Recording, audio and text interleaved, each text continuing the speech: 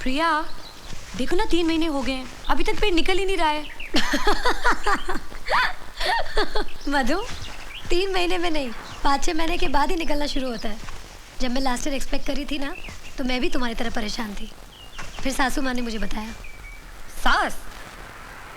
अरे बाप रे, ये सास तो बहुत डेंजर होती है ना। नहीं, मेरी सासू माँ ऐसी नहीं है, वो तो बहुत अच्छी है, मुझे बहुत प्यार करती है। और राज के दादाजी, वो मुझे बहू नहीं, अपनी पोती मानते हैं। और कौन कौन है तुम्हारे परिवार में? एक डॉक्टर दादा है जो दादाजी के दोस्त हैं, एक मामा जी है, एक मामी जी है, और एक पप्पू भैया है। उनके कॉन्टैक्ट्स इतने हाई हैं कि अगर घर में कोई भी फ़ोन ख़राब हो ना, तो वो मैकेनिक को नहीं, सीधा टेलीकॉम मिनिस्टर को फ़ोन करेंगे। और उनकी यूँ करने की आदत से तो हर नई आदमी को गलतफहमी हो जाती है। तुम्हारे ससुराल में कितना मज़ा आता होगा ना, कब सुबह हुई कब शाम पता ही नहीं चलता होगा। पहले तो ऐसे ही था, लेकिन जब से मेरे साथ, लेकिन वो दिन फिर से आ जाएंगे, thanks to you.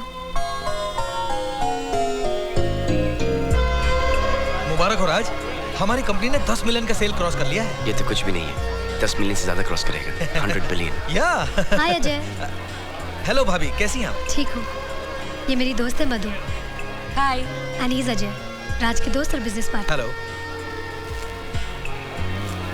Thank you. Ladies and gentlemen, today I stand here in front of you to launch a new product of my company, our company. It's called Cosmetics of India. And the person who's gonna launch this product for us today is a very important person in my life. Madhu. हाँ मधु, तुम ही हमारी VIP हो। Come on. Please come. Thanks. Thank you.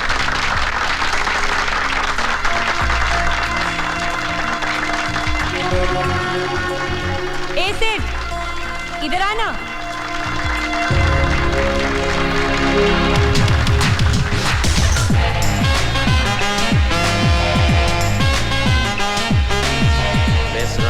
You all right? You guys having a good time? Congratulations. प्रिया! अरे राज, विकी भाई आ गए। Excuse me. Congratulations भैया। प्रिया, congratulations, congratulations Raj. Thank you. अरे भैया, भाभी नहीं आई? अरे परसों मेरे मुन्ने का मुंडन है ना, हाँ। इसलिए वो बिजी है वहाँ। लेकिन मैं तो आया हूँ और मैं आप लोगों को ये याद दिलाने आया हूँ कि परसों आप दोनों को मेरे बेटे के मुंडन में जरूर आना है। ओके? हेलो। हाय। मैं कब से सोच रहा हूँ कि मैंने तुम्हें कहाँ देखा था। कमाल है, कितना चेंज आ गया है। तुम्हें देखकर कोई नहीं कह सकता कि तुम एक धंधे वाली हो।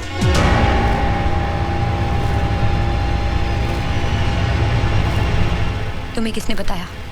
मेरे और राज के बीच कभी कोई सीक्रेट नहीं रहती।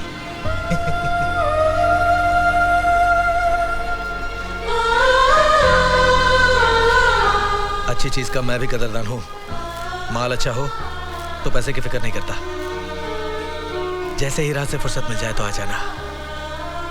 जितना पैसा राज दे रहा है उससे डबल दूंगा।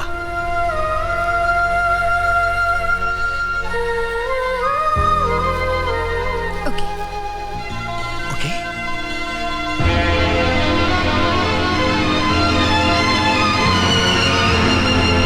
Excuse me, I'll catch you later.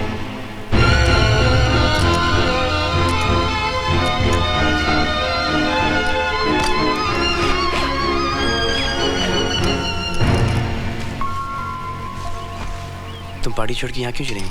मुझे यहाँ नहीं रहना, मैं वापस जा रही हूँ। क्यों, क्या हुआ? किसी ने कुछ कहा? तुम अमीर लोग सब एक जैसे होते हो, अपने मतलब के लिए क्या क्या खेल खेलते हो। पहले मुझे इतनी इज्जत देके आसमान पे बिठा दिया और फिर एक ही झटके में जमीन पे लाके गिरा दिया। अरे तुम्हें बच्चा ही चाहिए था ना, तो वो तो मैं तुम्हें सड़क पे भी पैदा करके दे सकती थी। क्या जरूरत थी मुझे अपनी सोसाइटी के लायक बनाने की, जब तुम्हें अपने दोस्तों से यही कहना था कि मैं एक धंधे वाली हूँ।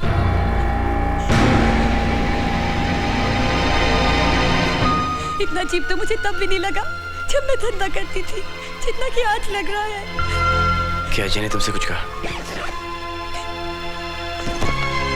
मधु, मैंने किसी से कुछ नहीं कहा। उस दिन बॉम्बे की कॉन्फ्रेंस में जब तुम आई थी, मधु। अरे मधु, कहाँ जा रही हो? मैं वापस जा रही हूँ। उसने अपने दोस्त से कहा कि मैं प्रेग्नेंट हूँ और जांच नहीं कर सकती। मधु, राज और मैं तुम्हारे दोस्त हैं, तुम्हारे वेल विशर्स हैं। हम लोग कभी तुम्हें ऐसी बात नहीं कहेंगे जिससे तुम्हारा दिल दुखे। तुम्हें डांस करना है ना, आओ। नहीं, मुझे कोई डांस नहीं करना।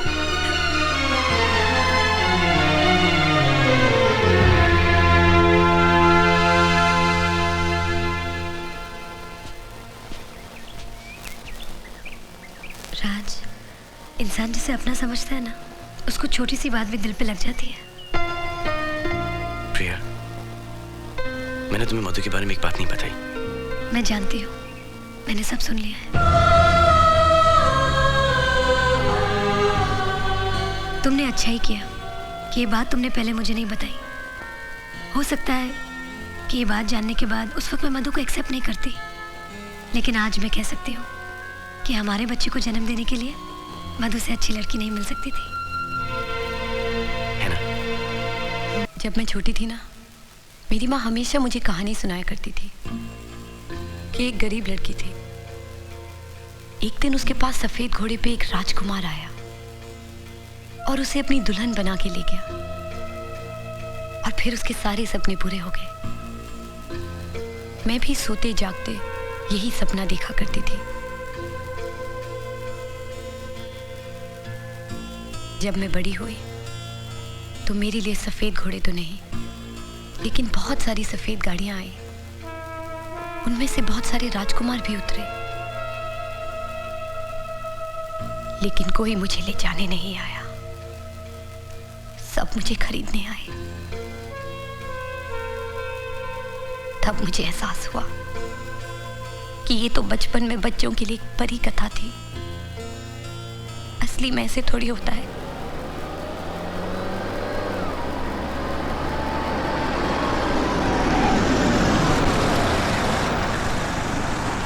Thank you very much.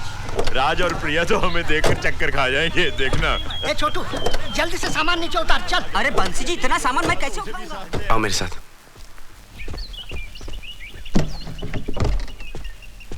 प्रिया। हाँ? दादाजी पूरी फैमिली को लेके आ गए। क्या? हाँ। वो तुम्हारी फैमिली है? हाँ। प्रिया गड़बड़ हो जाएगी। वो सोचते कि तुम प्रेग्नेंट हो। ओह गॉड। एक सेकेंड। नहीं नहीं, ये बहुत बड़ा हो जाएगा। ये अच्छा, हाँ, सुनो। ये ठीक है। ये गंढा भी तुम पहन लेना। लेकिन इसमें तो पूजा के हाँ, फूल मुझे हैं। मालूम है इसमें पूजा की फूल है। पूजा की फूल निकाल के इसको देना और तुम गंढा पहन लेना। हाँ? बहू, हम आ गए। अरे खुशी से फूले नहीं समाओगे। अरे राज दादाजी। बेटा।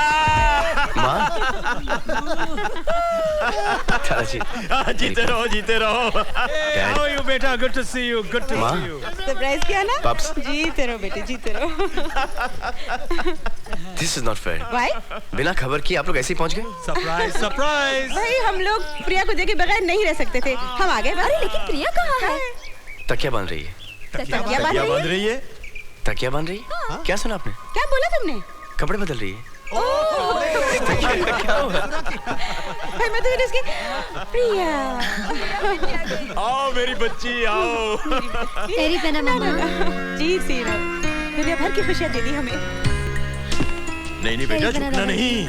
जीती रहो, जीती तेरी तरह रहो, पापा, जीती रहो how are बेटी। you? ठहरो, मैं तुम्हारी नजर उतार दूं। ओह दादाजी, कैसी हो बेटा? ठीक हूँ। हाँ? कैसे आप पप्पू भैया? हाय मामा जी। कैसी हो प्रिया बेटी? मैंने कहा था ना, भगवान ने चाहा तो साल भर में तुम्हारी गोद फिर से भर जाएगी, है ना? क्या मामा, आप लोग ने भी ऐसा क्या सरप्राइज दे दिया मुझे आज? पहले बता देती, उन लोग आपको एयरपोर्ट लेने आ जाते। अरे मैं तो कब से लेकिन बाबूजी ने कहा बच्चों से परेशान नहीं करना है, मना कर दिया। इसमें परेशानी की क्या बात है? हम तो सरप्राइज देने आए हैं। मुंडन पे। क्या हुआ? हाँ?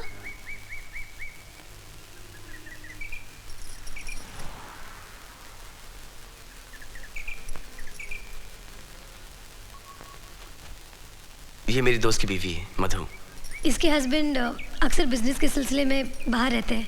इसके घर में कोई नहीं है, इसलिए ये हमारे साथ रहती है। अच्छा, ये तो तुमने बहुत ही अच्छा किया बेटी। ऐसे वक्त में ना अकेले नहीं रहना चाहिए।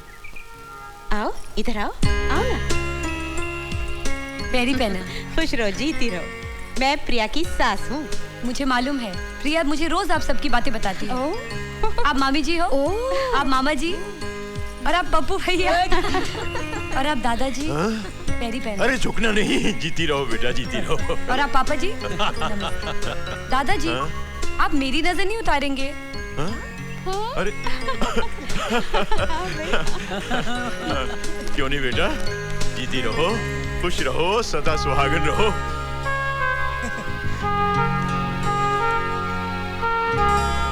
डरने की बात नहीं है। मिथुन चक्रवर्ती ऊटी में क्यों रहते हैं?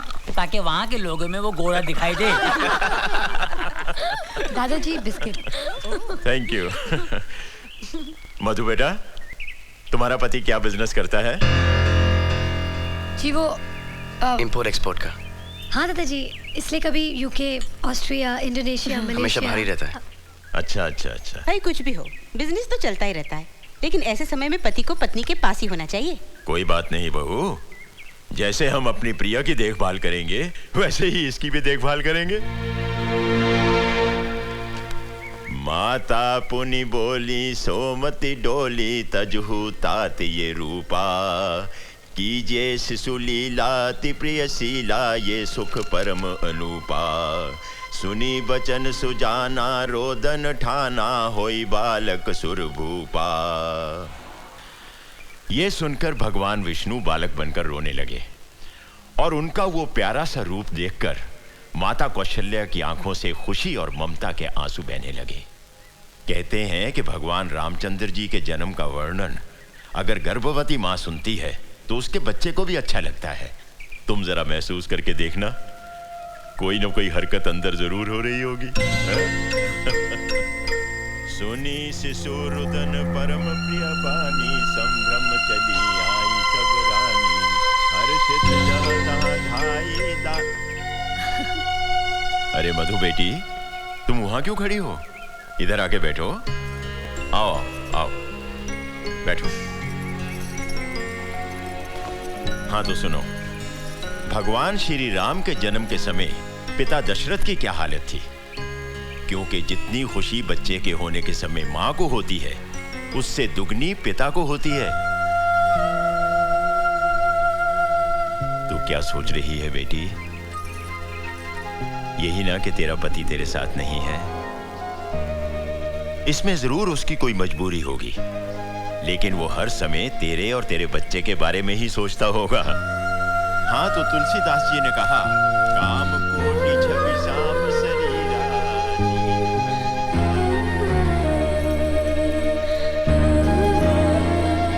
प्रिया, प्रिया बेटी। जी माँ। बेटी वो सौंठ के लड्डू है, याद है?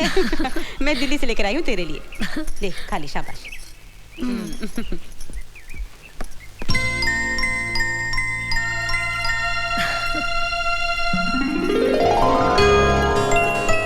मधु बैठ। माँ मेरे लिए दिल्ली से सौंठ के लड्डू लाई है, इसे खाएगी ना तो बहुत फायदा होगा। खा।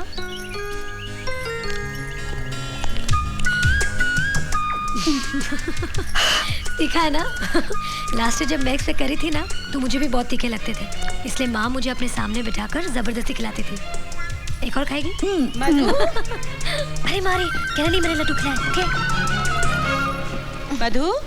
जी माँ जी। अरे तुम यहाँ हो और मैं तुम्हें तुम्हारे कमरे में ढूंढ रही थी। मैं दादाजी के पास बैठी थी। क्या बात है, तुम रो रही हो? नहीं नहीं नहीं, मैं रोने वाली पिक्चर देख रही थी ना, इसीलिए। रो पड़ी। चल तो मेरे साथ। चल बैठ, आराम से आराम से। मधु बेटी, ये है ना, ये सौंठ के लड्डू हैं। इसे खाने से बच्चे को और माँ को दोनों को बहुत फायदा होता है। चल खा ले। नहीं नहीं माँ जी, मैं बाद में खा लूंगी। नहीं नहीं, बाद में नहीं, तुझे मेरे सामने खाना होगा वरना तू रख देगी। नहीं नहीं माँ जी, तीखा होता है ना, इसलिए मैं जानती हूँ। चल मुकुल। नहीं माँ जी, मैं शाबाश शाबाश बच्ची मेरी। मुकुल मुकुल मुकुल मुकुल, शाबाश शाबाश। ठीक है ना? शाबाश। अरे मधु बेटी, तुम्हारे पैरों में तो बहुत सूजन है। जी मैंने डॉक्टर से कहा था, लेकिन उन्होंने कहा ऐसा होता है। ऐसा होता जरूर है, लेकिन ज्यादा सूजन अच्छी बात नहीं। मैं तेरे पैरों में ना 7 बूटी वाला तेल लगा देती हूँ, उससे सूजन कम हो जाती है। बंसी, वो 7 बूटी वाला तेल तो लाना। अभी बस रख दो जी। ला बेटी। नहीं नहीं माँ जी, आप मेरे पाँव को हाथ लगाएं, मुझे अच्छा नहीं लगेगा। लेकिन मुझे तो अच्छा लगेगा। जिसे जुबान से बेटी कह दिया उसे मन से बेटी मान भी लिया। तू मेरी बेटी है ना? हाँ?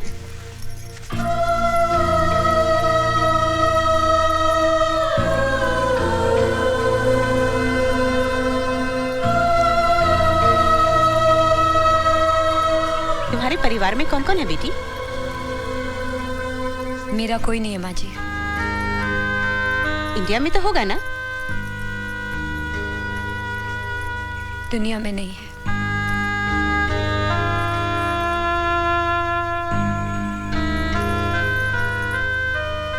आज के बाद फिर कभी मत कहना कि मेरा कोई नहीं है। अब से ये सारा परिवार तुम्हारा है।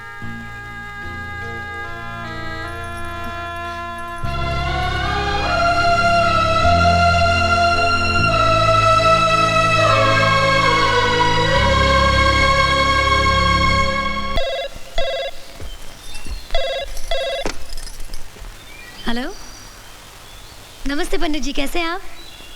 हाँ जी, 1 मिनट। दादाजी। हाँ बेटा। पंडित जी का फोन है दिल्ली से। हेलो। हाँ पंडित जी नमस्कार। किसका फोन? हाँ क्या बोल रहे? पता नहीं। ठीक है आप जैसा कहते हैं वैसा ही करेंगे। आप तैयारी कीजिए। हाँ अच्छा। हाँ। किसकी तैयारी दादाजी? राज, पंडित जी ने प्रिया की गोद भराई की रस्म के लिए 18 तारीख का मुहूर्त निकाला है। अरे मुबारक हो। हम कल ही दिल्ली जाएंगे। अच्छा रंजी, अरे बहू। राज, हम इंडिया कैसे वापस जा सकते हैं? मधु भी तो हमारे साथ होनी चाहिए ना? क्योंकि प्रिया की गोद भराई की रस्म 18 तारीख की फिक्स हो गई है। तुम राज के साथ ऑफिस चले जाओ और फॉरेन बोर्ड की मीटिंग बुलाकर सबको समझा दो। दादाजी ऐसा नहीं हो सकता क्या पंडित जी को यहीं पे बुला लें और यहीं पे गोद भराई की रस्म कर लें? क्यों? क्योंकि प्रिया की डिलीवरी की डेट इसी महीने और यहाँ पे मेडिकल फैसिलिटीज भी बहुत अच्छी हैं। अरे फैसिलिटी क्या बात कर रहे हो? एक फोन मार के सारी फैसिलिटीज मैं दिल्ली ट्रांसफर करा दूंगा। यहाँ के फैसिलिटी मिनिस्टर का नंबर क्या है? अरे यहाँ पर मिनिस्टर की फैसिलिटी ही नहीं है। अच्छा, इससे तो अच्छा बिहार है। राज बेटा, सारी मेडिकल फैसिलिटीज दिल्ली में मिल जाएंगी। और गोद भराई की रस्म तो वहाँ की जाती है जहाँ दोस्त हो, रिश्तेदार हो। You're right माँ, हम सब इंडिया चलते हैं। मधु, मैंने तुम्हारे हस्बैंड को प्रॉमिस किया था कि मैं तुम्हारी देखभाल करूंगा, क्योंकि तुम्हारी डिलीवरी की डेट और प्रिया की डिलीवरी की डेट एक ही दिन पे है। लेकिन हम सब इंडिया जा रहे हैं गोद भराई की रस्म के लिए और मैं दादाजी की बात कभी टाल नहीं सकता। लेकिन तुम्हारे हॉस्पिटल की बुकिंग्स वगैरह मैं सब कर दूंगा और जब भी तुम्हें लेबर पेन हो तुम खुद चली जाना, इतना मैनेज कर लेना प्लीज। अरे तुम्हारा दिमाग खराब हो गया क्या? ऐसी हालत में वो बेचारी अकेली कैसे जाएगी अस्पताल? दादाजी इसके पास और कोई चारा भी तो नहीं है ना? कौन है इसके साथ? और ये इंडिया भी तो नहीं चल सकती हमारे साथ।